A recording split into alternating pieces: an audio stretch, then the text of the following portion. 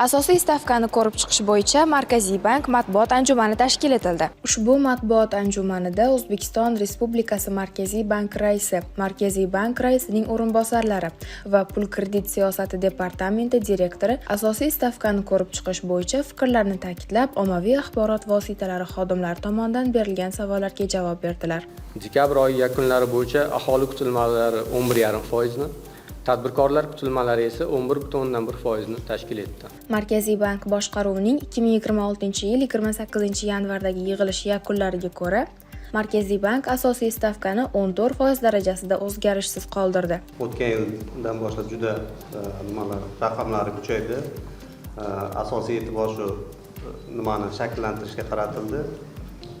Huquqiy bazani shakllantirganimizdan keyin banklarda ham, faktoring beruvchi tashkilotlarda ham operatsiyalar ko'lami oshdi.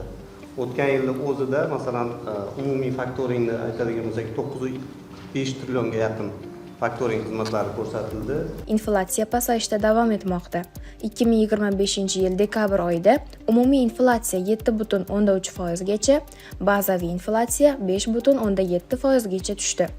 Inflyatsiyaning pasayishi qat'iy pul kredit siyosati, so'mning mustahkamlanishi va import narxlari ta'sirida bazaviy inflyatsiyaning sekinlashishi hisobiga ta'minlanmoqda. Xizmatlar sohasida narxlar o'sishi yuqori saqlanib qolishi aytildi.